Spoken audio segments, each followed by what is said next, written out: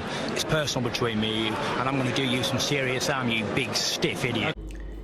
The untouchable True School Sports Empire proudly presents something the boxing game's been missing. Hey, what's going on? It's your boy BT. I came here to talk some boxing with the thousands of True School Sports subscribers. So I had to get my thoughts on this because, you know, I've been seeing Tyson Fury shoot off at the mouth and you know, do his whole little bipolar rant where one day he's fighting for legacy, the next day he's fighting for money, one day he's happy, one day he's sad, he's hot and he's cold, he's yes and he's no, he's in and he's out, he's up and he's down. Tyson Fury's he's one bipolar MF to say the least. But so I haven't been really paying attention to anything Tyson Fury has been posting, but now I gotta speak about him because now he's got a fight. And I use the term fight very loosely, all right? He's got a fight coming up, signed, sealed, delivered, locked in. So y'all can say the date and watch at your own peril. But October the 28th, Tyson Fury will not be fighting Alexander Usyk because he's scared to death of Alexander Usyk. He will not be fighting Anthony Joshua, all right? AKA the big bodybuilder. He will not fight anybody of note in the heavyweight division in boxing. No.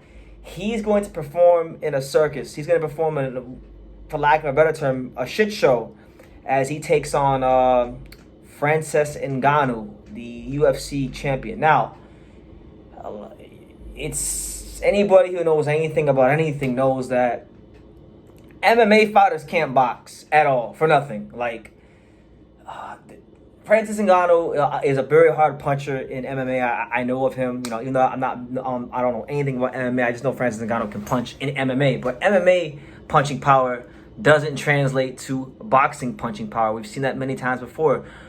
We've seen it in the past, like Conor McGregor and things like that. It doesn't translate. So this is a cash grab. This is a legalized bank robbery.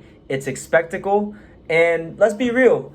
This is really more for the UFC fan base than it is the boxing fan base, because the only people that really are going to be intrigued about this fight are people who either A, just love spectacles, or B, these delusional MMA fans that think that Francis Ngannou has any chance of beating Tyson Fury. Now, I've been a Tyson Fury fan for a long time, long before it was a popular thing to do.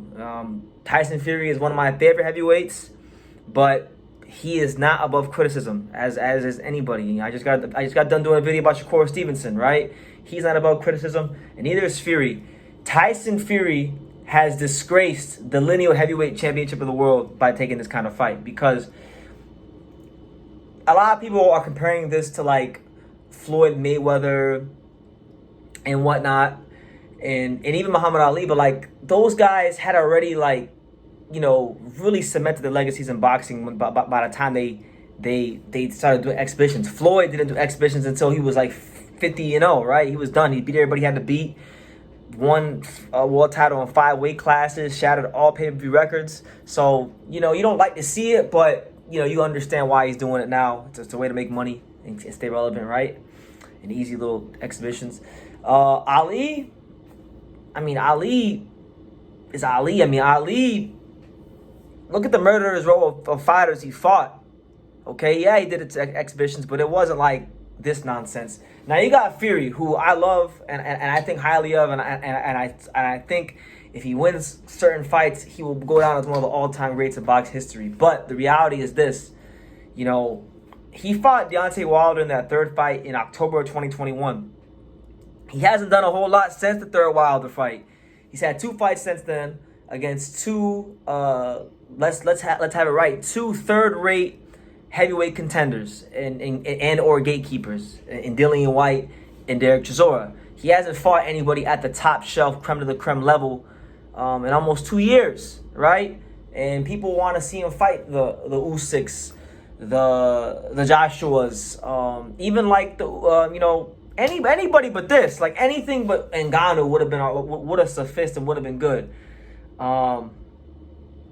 And I'm to the point with Fury where it's like I used to think it was cool how he used to play mind games people, but now that he's fighting Francis Ngannou, this is bullshit. This is the biggest bullshit I've ever seen in my life. He has disgraced the heavyweight division. He has disgraced himself. he has disgraced the linealship of the heavyweight title, and he should be stripped. He should be stripped of the WBC title. But he won't do that because Mauricio Sulaiman stated that apparently Fury tried to make fights happen with Usyk and Ruiz, and truth be told, I don't think Fury really tried his best to make those fights. Especially with Usyk. Tyson Fury has always acted a little bit differently with Usyk because Usyk has a style to beat him. Usyk is the kind of heavyweight that has always given Fury problems in the past, going back to before he was champion.